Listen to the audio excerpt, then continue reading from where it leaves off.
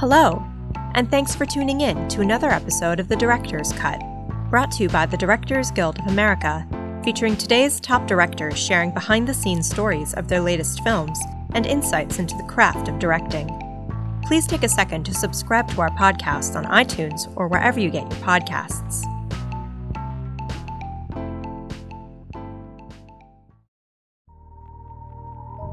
This episode takes us behind the scenes of director Jonah Hill's new drama, Mid90s. Mr. Hill also wrote the film, which follows 13-year-old Stevie, who spends his summers in 90s-era Los Angeles, navigating between his troubled home life and a group of new friends that he meets at a Motor Avenue skate shop. Mid90s marks Mr. Hill's directorial debut. Following a recent screening of the film at the DGA Theater in New York, Mr. Hill spoke with director Bennett Miller about filming Mid90s. During their conversation, Mr. Hill discusses why he loved working with first-time actors, tips he received from Martin Scorsese and moderator Bennett Miller, and why his rehearsal process consisted of taking away the cast's phones and just talking.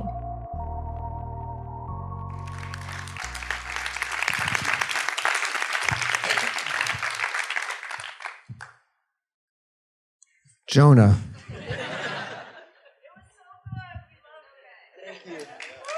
Thank you very much. How did you know how to make this movie? Well, first of all, a lot of this stuff is just, sometimes it's odd or whatever, but it really is an honor to be here at this guild, like at the Directors Guild, and with my friend Bennett, who is a really good man. I learned a lot from you. I learned a lot. I don't know. As you know, knowing me well, I'm a cinephile and I love filmmaking and hounded you all the time for answers and thoughts. We did Moneyball together. Sorry, yeah, I acted for Bennett in his wonderful film Moneyball.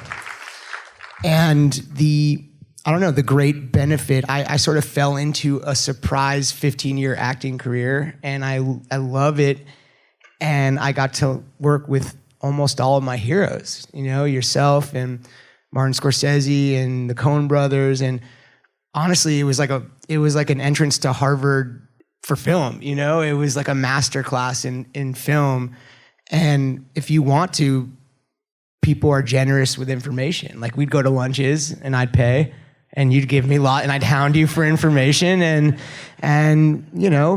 I've been lucky enough to have great teachers. And I also, on the side, I'm like everyone here, I devour film. I love to just talk about movies, and it's what I'm passionate about, and it's what makes me feel fulfilled and happy. And so, when I think about people's first films, you only get one shot at a first film. And I remember the day I finished the script, I went to your apartment and we took a photograph with the first draft.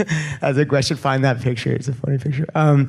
But I probably could. My career's the reverse. I was like at Sony for 10 years, like Mickey Rooney, and then now I'm at A24. Like I just wanted to make something that really meant something to me and really figure out my voice before I did it. My feeling about Jonah is that you emerged as a public figure and created an impression because of the roles you did and because you were that funny and what those films were, that slowly, methodically, like who you are is slowly coming out. And this seems like a big step. But when I cast you in Moneyball, the internet was abuzz with, like, what is that? Like, stunt casting and, like, what was shoved down your throat? It's not true. It was my choice. Yeah. Oh, yeah. But I had known you before because you had acted with Catherine Keener. And so my impression of you wasn't that. It was knowing you as like an unbelievably smart, serious, curious, a little dark, and made perfect sense for that. But that's when I first encountered that there's this, difference between, and now this, which is awfully personal, first film. How much do you share about the overlap of your life and what this is to you? Well, thank you for that. I think the first thing you said is really interesting because I was like 20 when I started. I was 18 when I started making movies. So what do you like to do when you're 18? Like tell jokes with your friends. And as an actor, I just kept getting cast as this certain thing. And it was a part of my personality. Like being funny is a big part of my personality, but it's one sliver of my personality. And so what's been wonderful about the past 4 years, whether it's crazy life stuff happening and really writing and directing this film, it's an evolution of me like almost coming out as myself, essentially, and not as like what other people want me to be or what other people think I am.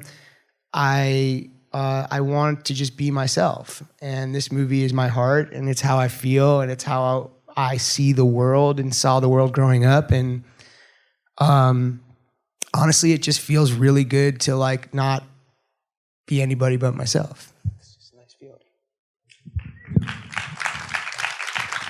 Which is also kind of what the film is about, too. Is there anything that you know now about directing a film that you could not have known before? Yeah. Honestly, I loved working with first-time actors. That, honestly, to me, the great joy of this, as we all know, having made films together and made films separately, is like show business can make people jaded. It can make people over everything, you know? And so there's twofold. There's that, you know, when I'm around doing press with the kids, they're literally happy there's tacos at the party. You know, like their joy is infectious, you know? It's not fabricated. It's not, you're smiling because Sonny, you know, the film ended in Toronto where we premiered the film, and it was an amazing night, and that's where I saw Moneyball, where we premiered too, and so I gave the kids that experience you gave me. And it was such a special night in my life, I waited to show them the film for the first night in Toronto. And I'll always remember that because like our families were there and it was awesome. And the movie ends and Sonny, who's 11, they've never seen the movie. So I'm watching the kids watch the movie, and the singular most moving experience of my life is I had written for 3 years and was prepared to throw away the screenplay, and you helped me we discussed like how can you make it look beautiful and have them improvise, right? They didn't want to improvise. They wanted to become these people who they weren't. They wanted to become actors and artists. And watching that from people who are usually not given opportunities by society, to watch them like flourish was like moving on a level I can't really describe. And the challenge really was bringing the famous actors down to the reality level of the non-actors. To get them in the same film was actually one of the bigger challenges. Because even the most brilliant actor is not like just someone off the street, you know? So how did you find them, and how did you get them all in the same film? And how did you know that that is a thing, getting people in the same film, which is, to me, you know, that is a big, it's a big challenge. You know, and you know immediately when somebody is in a different film. How'd you find them? What was your process, and how did they all end up being in the same film? I mean, you have to think about it. I've been in so many movies. I've been in so many different movies, and lots of movies. As an actor, you're dropped in like you're a parachuter. Like you don't choose your crew, you don't choose the other actors. So often you're in a different film. I think I'm in like, you know, The Graduate, and they think they're in like Porky's. And so like it doesn't align, you know? And so I felt that discomfort so tangibly so many times that I feel it. And then I also have just very specific taste in film and what photography that I like and the way people speak, like all those ums and everything, like That's in the screenplay, you know? Like, I like breathing is my favorite acting. That's what I always say. I always told Sonny, like, my favorite acting is breathing. You shouldn't say anything if you don't have to, you know?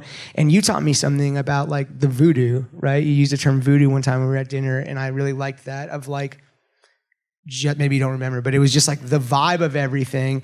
And you just see it. You see them in a scene together, and you see one is acting and one is this. And I got to give it to Lucas and Catherine, because I've never had to do that. And I said to them, you know, this is his movie. You're in his movie. They're not in your movie. So please adapt to that, you know? And then I would say it again. Say it with nothing on it. Say it like monotone. Say it robot, you know? And you get there, you know? How did you find Stevie? I found Stevie at a skate park. This is the weirdest story. So Stevie is the only one. He had acted before, but I didn't know. I saw him at a skate park, and I knew it was him. I was just like, that's the guy, because what I was looking for was someone who was really small for his age, but 10 feet tall inside. And I knew I wasn't going to cast a meek kid in fake confidence. I would prefer to fake meekness and have true confidence.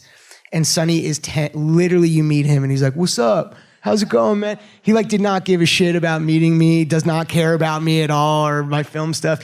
He just, I just knew it. And he was the first kid we auditioned. We auditioned one day only, 3 kids. Sonny was the first.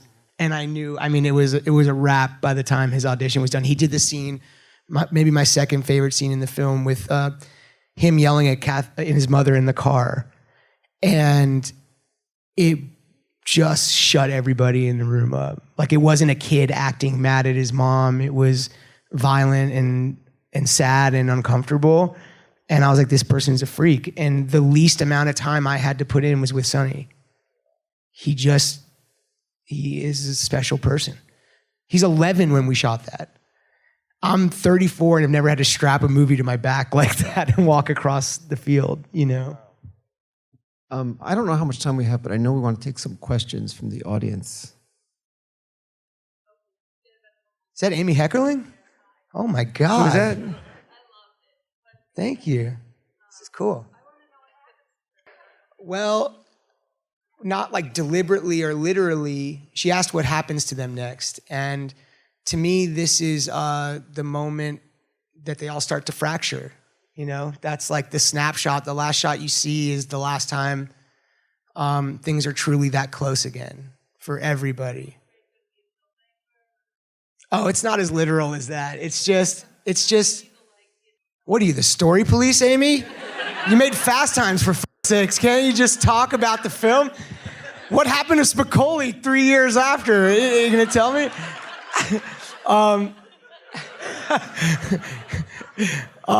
No, the idea, the whole heartbreak is it's the end of this moment for these people, like their family, and this is the end. This is the final, you know, things in life, friendships fracture, time goes on. It's you know, Ray and Fuckshit are clearly on different paths, and the little kids are on their own wave, and it just is sort of like, I love that last shot because it was just like, this is how I want to remember them, like this, even though they all disperse, you know? Can you tell the story about 4th grade and the permanent imprint he's left with you on your body? So myself, I want to really give it up for my favorite performance in the movie is Nikhil Smith, who plays Ray. That was his first time ever acting, and he's really like, he's one of the most famous pro skateboarders, and he had never acted before, and he's just unbelievable. And 4th grade, Ryder, he drew all the stuff. He was filming the whole time, so we used his footage to make the video, and then I had him draw Strong Baby and everything. And myself, my DP, my brother Christopher Blauveld, and Nakel got Strong Baby tattoos. So we became like a family, and we got Strong Baby tattooed on our bodies for life, which I will never regret. Who else has a question? That's a great question. The aspect ratio and where that choice came from. A lot of things with this movie could have gone wrong in doing things because they're cool, you know, like just trying to like make it look cool or make it like overly stylized with no point. And for me, the idea was to have him film on high 8, which we actually used one of Bennett's cameras that he loaned me for the shoot. I haven't gotten it back. It's in my house. I swear to God, it's in my house. I actually have it here. I swear to God, it's in my house. That is so true. I have literally stolen it from Bennett. But he gave me one of the cameras we had 4th grade using in the film that you shot the cruise on. I want it back. I have it safe and sound. I swear to God, I have it safe and sound, and I apologize. But the initial idea was I wasn't sure. I thought maybe I would be cutting his footage in during the film. It ended up not working and taking you out of the film. But we tested as if maybe I would do that in editing. And if you used a normal aspect ratio and cut between that and the high 8, it was really jarring. It really took you out. And the 4:3 cut like butter with the high 8 together. So even though we didn't end up using it, we were like, if we use it, we should do it. And then we just loved how it looked with the Super 16. But there was a reason for it, not just because it looked cool. I thought you were going to say you did it because of Bergman's Wild Strawberries. I don't bite off a Bergman ever. Okay. That's a joke. He asked if it's personal and like what parts are personal, because it seems like a real and honest film, and it's the best movie you've ever seen in your. He also said it's the best movie he's ever seen in his entire life. It's not like an autobiography. It's not like a biopic. You know, it is personal in the sense that this is how the feelings I felt growing up, the loneliness I felt, the wanting to connect to a tribe of people, the animal kingdom, you know, like just being a cub in the animal kingdom. And when you're the young person and you're trying to figure out the chess of being accepted and like moving up, right? So where, you know, these things weren't literal events, there are some things that literally did happen, but mostly like any writer, I think, you're just inspired by the feelings of life. Like most bands, their first album are about the first 20 years of their life because that's what you have. Like Coming of Age is a classic first-time director film for a reason because that's all I know. That's all I've reflected on. I'm 34 is the first 20 years of my life. So a lot of stuff is mostly just a story and they're mostly just complex characters, but all of the feelings, I can feel the feelings of every person in that film, you know, in some way or another. What was the rehearsal process? She asked. No phones ever. No phones. So the only reason I like really said it in the 90s was because we didn't have cell phones and we would end up in these intimate conversations because now when things get too intimate, you pull out your phone and you have Instagram, like you don't want to connect like that, you know? So these kids are so addicted to their phones. I sound like a grandpa, but it's true. Like they literally are psychotically addicted to their phones.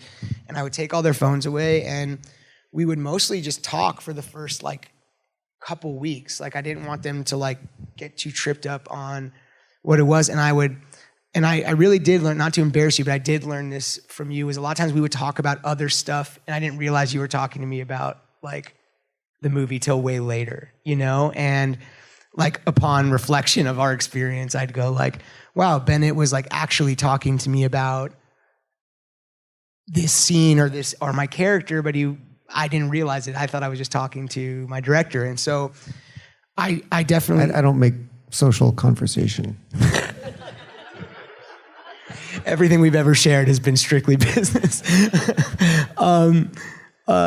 Yeah, but like, so I kind of tried to do that. I would like take them out and we'd go on long walks and I would just talk about other stuff, but really I would slip in stuff like about certain emotions or feelings from the screenplay and ask them if like they had felt that without it being too literal, or try and find other metaphors. And then we had about like a month of like just down and dirty, like just gnarly rehearsal. And again, like I said, these kids just blew my mind. From day one, shaking, to the end, they were putting up scenes basically on their, you know, like I would be so impressed how they would put up a scene.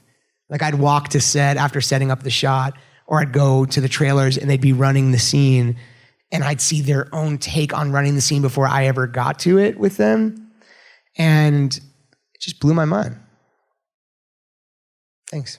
Yes, we did. And how you afforded it. Yeah. Bennett, when we were watching the credits, Bennett was like, you must have had a huge music budget. And we didn't have a huge music budget. No, what I said is, how did you get that music? Okay, sorry, I apologize. I said those are some expensive tracks. Yeah. So I wrote letters, and really personal letters and really emotional letters. And for me, in my mind, the trickiest is Morrissey, because he's Morrissey and he's so epic. And that's a cue when after they go skateboard after that long conversation. And for those of you who don't know who Morrissey is, it's like where him and Ray are skating at night. Everyone here knows who Morrissey is. Okay, some people might not know who Morrissey is. Okay. And so I wrote Morrissey this personal letter, and he immediately just wrote back like, can't wait to see Mid90s, Morrissey. And I was like, oh my God. And I was like forwarding around the email like, Morrissey knows what Mid90s is. Like this thing I wrote in my room, like Morrissey knows it. He's my best friend, et cetera, et cetera. And then I happen to have I'm really good friends, and he's one of my heroes, is Q-Tip. And so I got Tribe Called Quest next. And so I figured if I got Morrissey and Tribe Called Quest, most people were going to understand we were serious business, and it was a film that like meant something if those two artists would license their music for cheap for it.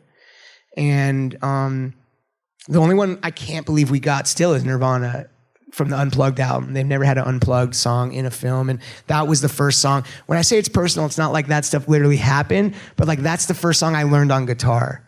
So like that's why that's in the film, you know, because it's like it means something to me, even though if it wasn't literally playing when I made out with a girl for the first time or something. Like, but yeah, so it was the first song I remember singing. What was it like shooting that scene? It was no, it was you want people, to me, it's as important as the film to be good is that people feel good and respected, and especially kids. I mean, Sunny was 11. She was quite a bit older, Alexa, and we just talked about it really, really thoroughly and respectfully, and you know, they really do just kiss. It just seems, I just wanted to make it feel like the most intimate makeout scene you've ever seen in a film. And to me, there's a real point in showing that scene. And the point I'm trying to make is he doesn't even enjoy the sexual encounter. He's terrified. He's like shaking. And one of the fucked up lessons I know people learned, at least back then, and you're in a group of boys growing up, is that sexuality is essentially currency. He only enjoys it once he realizes it's going to advance him further. And so I wanted to show him legitimately terrified and uncomfortable. And then when he comes out, he's a hero, which is a lesson where you have to unlearn. It wasn't about a special connection between two people. It was about him advancing. And shooting it was just, as you'd imagine, like we kicked everybody out. It was just me and Blauvelt and Scotty and Scott Robertson, greatest first AD ever, works with both of us. Can't believe I get to say that now. But yeah, it was just Sunny and Alexa and Blauvelt and me and Scotty, and you know, everyone just understood the importance of the scene, and they felt safe and respected. So seeing Stevie horrified and physically like abused and abusing himself and taking a fall, like next to Passion of Christ, this is one of the most difficult things to look at. Well, that's why I wanted him to be so small. I wanted him to feel young for his age, because it was hard to watch, you know, like the interesting thing is Sunny is, he's on Adidas. He's like going to be a professional skateboarder. So he's essentially a professional stuntman. So like the harder part was getting Lucas Hedges, who is the kindest, sweetest person in the world, to beat up Sunny for real. Because I had been fortunate enough to, like, I sought advice for you. I sought advice from Martin Scorsese before we started shooting. And one of the things we talked about the opening of the film, and he's like, you have to do it in one shot. Like, you can't cut in and have him punching him, because it's like, even if it's from further away, it'll just feel more real and uncomfortable. And he was absolutely right, obviously. And I said to the kids, I said, look, like, there's no other way to do this. I'm an actor. I do stuff like this. That's my choice. If you don't want to do this, we will figure out some way to do it. And they both were like, no, we want to do it for real. And Lucas, the first 2 takes, was so meek in throwing Sonny against the wall. And Sonny's like, throw me against the wall, man. What are you doing? He's like, I don't want to do this 50 times. He's like, just do it. He's like an 80-year-old, 11-year-old. He literally is like, I'll be in my trailer, man. So Lucas is so sweet. He didn't want to beat up Sonny, and I had to be like, look, like, he can take it. Sonny was like laughing, like he loves this kind of stuff. He's a physical guy, and he understood that. And the Nintendo court scene, which is the hardest scene to shoot emotionally, he did 11 takes of. And he kept asking for more. And, that was an important scene to me. And I just, as maybe, I don't know if you feel this way, but when you write something so meaningful and people show up and do it, or you would die for them. Like, there's no other feeling in the world. That he wanted to honor that, and he understood it. Why was that scene important to you? Because when we got to that scene, I was like, oh my God, I can't take it one more time. And that's the hardest one to watch. Because both of them, like, you see like the damage that's happening to both of them. It's like Lucas is covered up and Sonny's with the cord. Why was that important? It's important to me when I think about abuse, I read about abuse, I research it, and I talk to friends of mine who had like gnarly scenarios. I was fascinated by the idea that you could be enamored with the person hurting you, right? And this person hurts him, but he just wants his love. So he's learning a weird version of love, And in that moment, he fights back, which is what causes that final fight. Like, it's his moment of defiance to him. And he gets beaten for it, right? In retaliation. And he's so upset, like he just is at a loss, that the feelings are too uncomfortable to feel. So he needs some way to escape the feelings that are emotional and make them physical. And to me, things have to work 3 things for me to put them in this film. Like, sometimes it's like 3 layers of things, like character, story, and then commentary, hopefully, would be awesome if you can get the 3rd. And to me, those game controllers were just like dangerous also. Like, they were just like so weird. There would just be this like rope or cord in your room. And I don't know. It just also, the image of it is something I've never seen quite like that. And I'm really, what's the word am I looking for? I'm really pleased that people ride with the self-abuse. Not that they like it, but that they understand it's part of his journey and don't walk out of the theater or something, because it is hard to watch, but I think it's important to watch. Terribly. She asked if I skated growing up. I was 100% dedication and 14% skill.